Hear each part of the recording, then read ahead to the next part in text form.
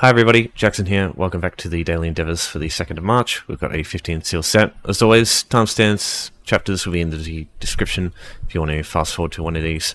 So, one event ticket, 21st class abilities, killing vampires, Tel Var Stones, and for crafting with any skill.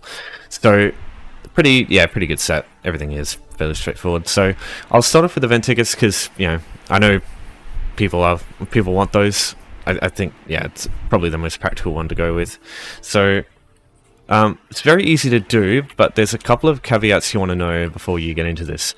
There's two things that are better than others, I think, for getting event tickets. They're daily quests at towns and doing scouting missions. So I'll just go through daily quests in towns. They're probably going to be your most reliable bet. So just completing one quest gives you your tickets. You also can do the scouting dailies. As I said, I'll discuss those in a bit. And scouting ones are even better, I think, because you can sort of... I mean, you can do this with both of them, but you can sort of prepare, like have it ready to go without even having to go out and do your quests now. You can do it, because I'm pretty sure you can do multiple scouting quests. I'm not 100% sure on that, but I'm pretty sure.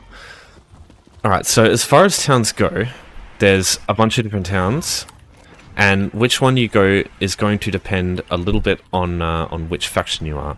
So I think if you're Ebonheart Pact or Daggerfall, you're going to have a much better time, because there's 5 towns in total. You've got Shadenhall, you've got Coral, you've got Bruma, and then you've got these two here. You've got Crotsford, and then you've got Vlasterus. Bruma, Vlasterus, and Crotsford are all strategic locations that the other factions will take quite frequently. Whereas these ones here, there's no strategic value to these. So I find these places to be a little bit less enemy traffic tend to be in these places because of that. So if you're on Pact side, you really want to try Shadenhall if you can, and you really want to try Coral in a campaign where your faction owns the map. So basically nobody's going to be able to get anywhere near here in a reasonable amount of time. So most people are just probably going to not bother with this thing. You might very occasionally see a player, and in most cases they're probably just going to be a quester, just trying to get their stuff done. Alright, so you've got Victoria here. She's got one quest, and then you've got the sword and board guy over here. So just get both of the quests. Just take a look at what both of them are. So you've got 4 Imperial Archers, and then you've got Poisoned Food. So Poisoned Food is probably going to be the better one, because this one, you literally just... go somewhere and press E a bunch of times. That's the thing. Some of these quests are really easy. Some of them are just go to a place, interact with said place, return to quest giver.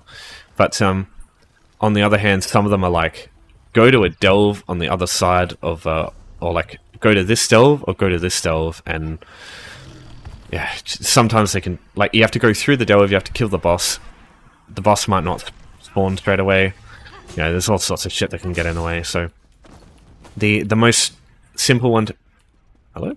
The most simple one to do, the better. So we've got that one, and then there's one upstairs. Hi, how are you?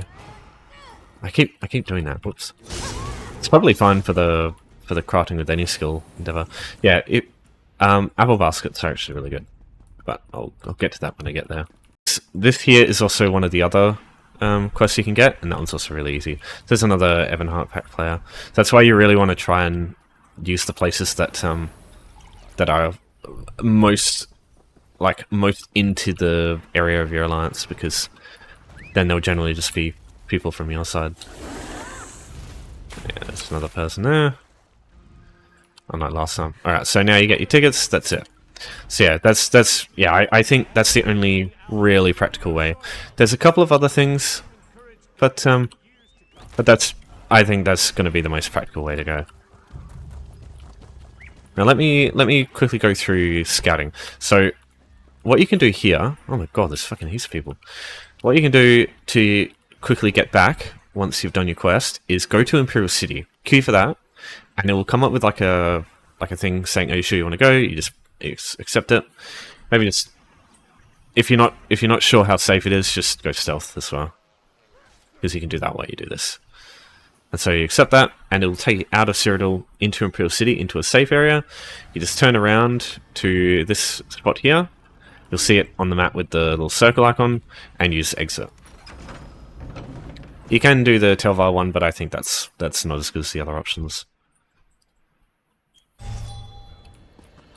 and we're back out. So yeah, that's a really easy way to get out of Cyrodiil if you don't want to be there anymore.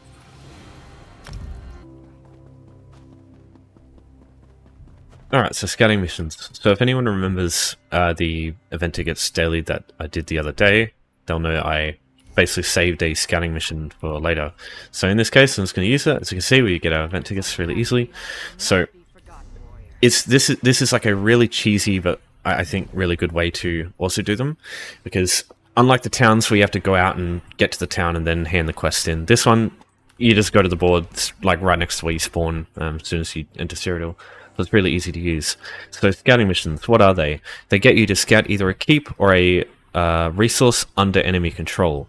So the way to cheese this is, it doesn't always work, right? It's just random. But go to a campaign where your faction owns the least amount of stuff. As you can see here, most of the enemies, like most of Old Mary stuff here, whereas I'm Ebonheart. So what happens is, if you go into this, Castle Alessia, that's alright, that's not terrible. But generally, you can just come back here every now and then and just check what this one is, and eventually you might get something like Blue Road or Charmin in my case, or even if nothing here is owned, you could go like King's Crest, Arius, stuff like that will be given to you. Right now it's Alessia, which isn't too bad, because what you do is you'd accept this, you would go to a different campaign, maybe something like this, where your population's full, or anyone where your faction's doing really good and controlling the map, basically. Going to that campaign, because what will happen is, even though the stuff is owned by you, you can still scout it, even though it's owned by you, which is funny.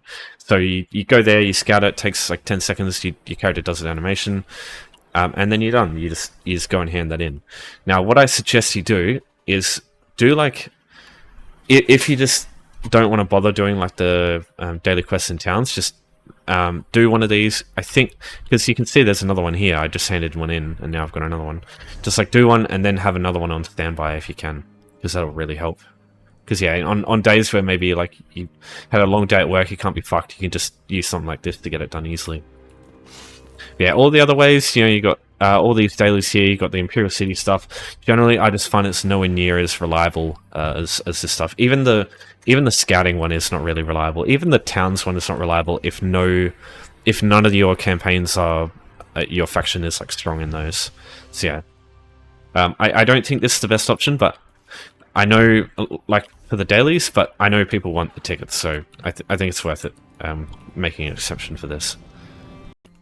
Probably grass in the way. Isn't it funny how one of the best ways to get tickets is to just not do PvP stuff? It's kind of funny. Alright, so let's start going through the rest of the endeavors now. So we've got crafting with any skill. I think this one's super duper good.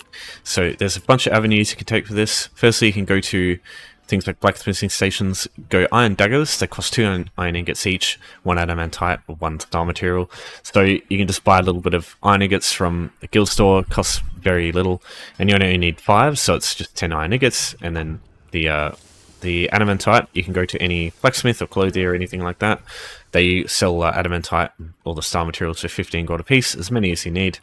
So that's one easy way to do it, one quick way. You can also do exactly the same thing with jewelry crafting. Requires Somerset, obviously, but the difference is that with rings, it requires 2 pewter but no star material. So once you've got pewter, that's all you need. So that's another quick way to do it. You can use alchemy. I usually suggest this if you want to also do it relatively quickly, because poisons, the way it works is when you put 2 alchemy reagents together, the poison solvents, all the like yellow liquid ones, not the clear ones, they give you 4 poisons at a time as opposed to 1. So you only need 2 sets of whatever these are.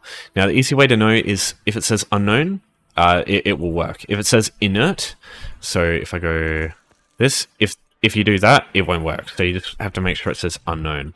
As long as it says that, you're all good. So it'll do that. It'll create 4 magical poisons. So you just do that twice. That's one way.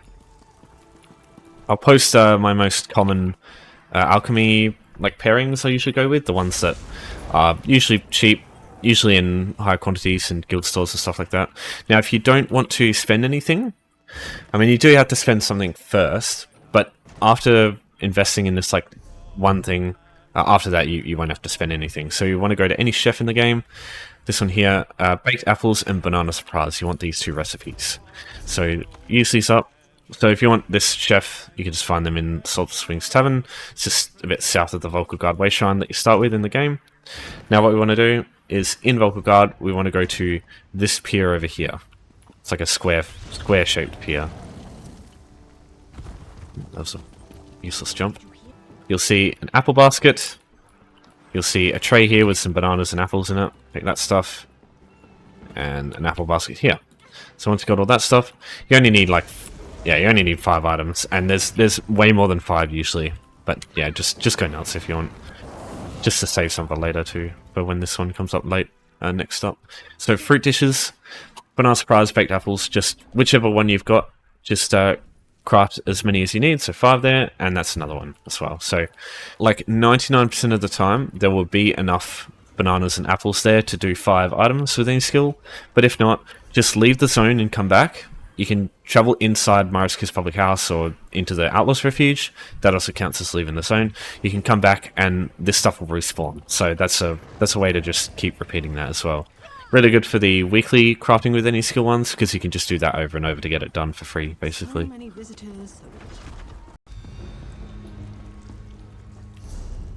Alright, so next up we've got 21st class abilities. So this one, which class you go is like gonna kind of affect how well you can do this. I think some classes are better than others. In the description, alongside the alchemy stuff, I will also put in what I suggest you use. Oh shit. What I suggest you use on each class to get the best out of this endeavor. Basically, you want to use as little of like proc sets, of weapon abilities, of light attacks, of basically anything that isn't class damage as you can. So we're in Wayrasua's one here. The reason I come in here is there's tons of these skeevers in here. They're very weak, easy to kill, and this is an instance area, so other players can actually come in here and take any of this stuff. It'll always be ready for you as soon as you enter. So you just want to gather up these skeevers here, group them up, and then we just want to go nuts with class skills. And yeah, easy as that. So there are a ton of places you can use for this, but I just think Wayrasua's one is just so good because no matter what's going on in the outside world, you just come in here on your own and all these skeevers will be ready to go for you. So you just get this done super fast without having to worry about stuff respawning. Like if you do like public dungeons, players might kill the stuff that you're trying to go for and you might have to wait for it to respawn. Obviously there's millions of enemies that you can fight, but yeah, it's just why bother with anything else when you can just come in here and do that real quick. To get to Wayrasua's one, in Glenumbra, you just take this way shrine, this one here that you start with, just go west towards the boats. There's a boatswain here called Azufa. It's a red guard lady with dreadlocks. Tell her to take you to Stormhaven, this zone here. You rock up at the docks, you just go northwest, and it's over here. Once you've unlocked it, at that point, you can travel to it from a way shrine at any point, so that's fine. Now, if you want some stuff that will make this better, especially if you want to do this when the weeklies come up, and when some of the other Golden Pursuits are going to come up, this stuff's going to be here as well. Forest Wraith and Innate Axiom, these two sets really roid out the damage and crit of your class abilities. So using these, especially if you're going to use weapon abilities or other stuff alongside them, it just gives your class stuff just a little more oomph. That will mean that you might steal a couple more kills with the extra little damage that you do. I also use Slime Crawl. Probably not a good idea on some classes because they have their own source of Minor Berserk, but you can't really go wrong with just like 2 random monster pieces. Doesn't matter. Just I don't suggest using a 2-piece because if you get a kill with the monster set, like if that gets the last hit in, it won't count as a class kill. So yeah, there's 21 skeevers in this room. So if you miss 2, then that's not enough. But if that happens, you can also just come down here. Don't bother with the crocodiles. Got too much health, I think. You just come in here, and there's another group of enemies here.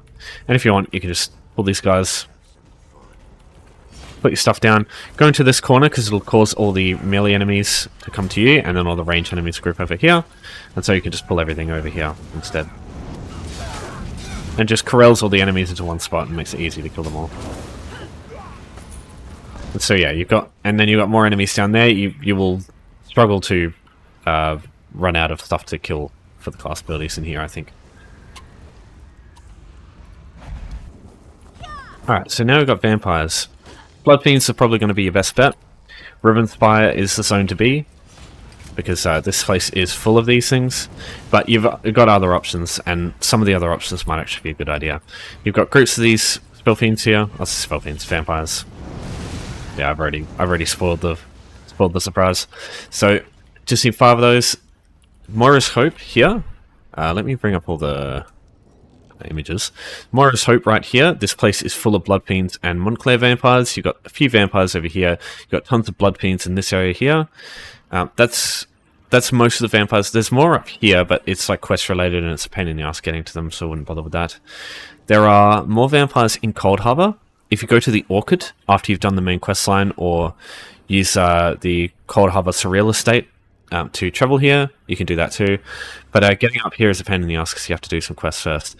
You also have the Black Forge. If you go into this the door past like all the little spots in the lava, the first room in this area has a bunch of vampires too, so you can use that. There's nowhere else in Cold Harbor, I think, that has vampires to that extent. Now, the other option that is really good, I think, is Cargalon. So, Spellscar, there are Spell Fiends here. They have the same... They look like Blood Fiends, except they're like purple instead of red. So they count as vampires. I've tested this quite extensively. Elenir as well, there's a couple near the river in Elenir, so you can find them there. I don't recommend using that though, because you have to get through all the other stuff that doesn't count as vampires to get to them.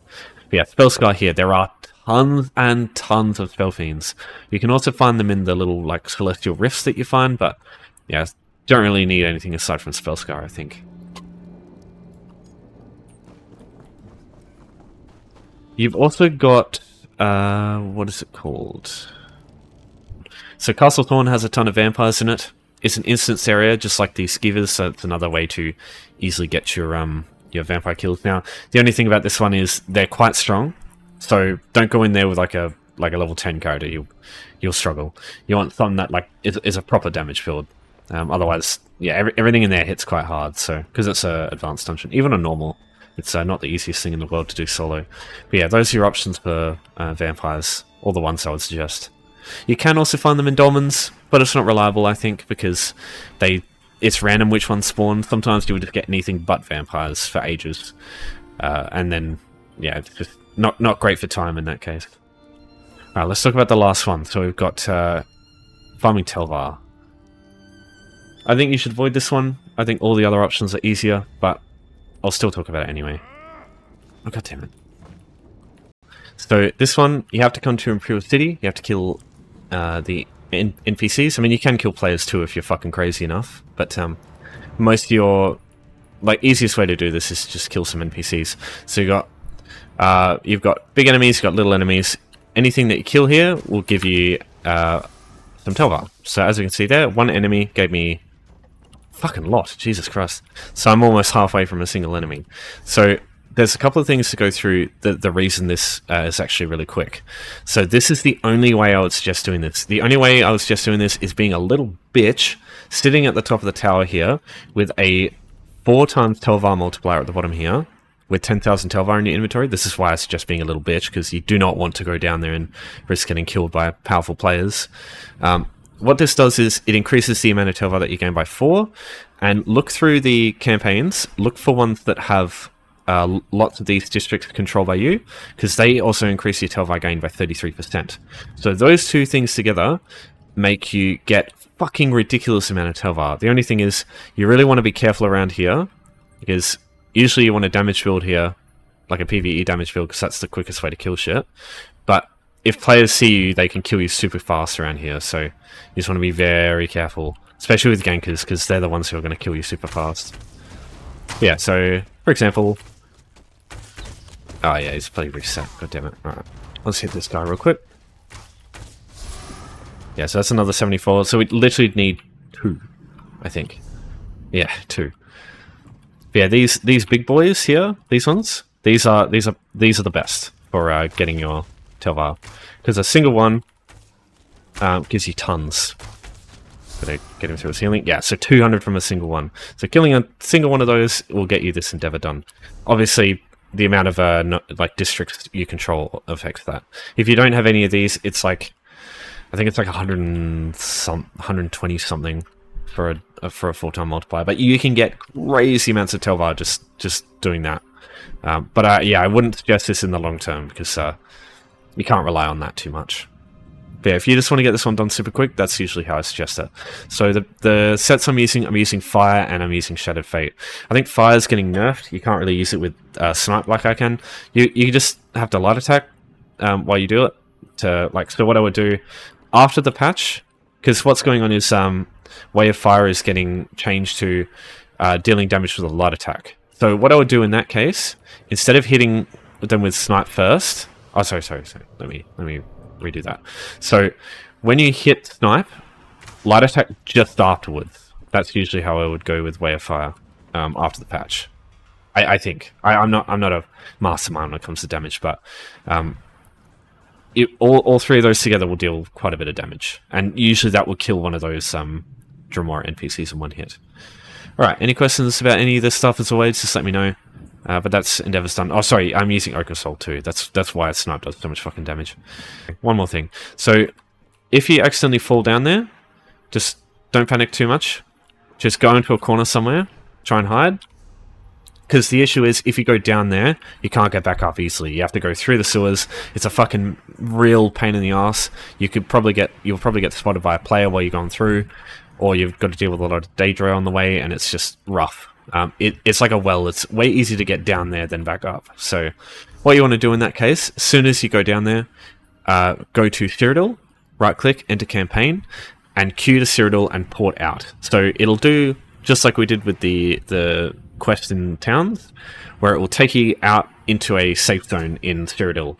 So instead of being out in the fucking danger here, you can just nope it straight out into Cyrodiil instead. And wherever you end up in Cyrodiil, there'll be a way shrine right next to you that you can just use to get back out to wherever you want to go. So yeah, that's something I suggest doing if you end up going down there for whatever reason.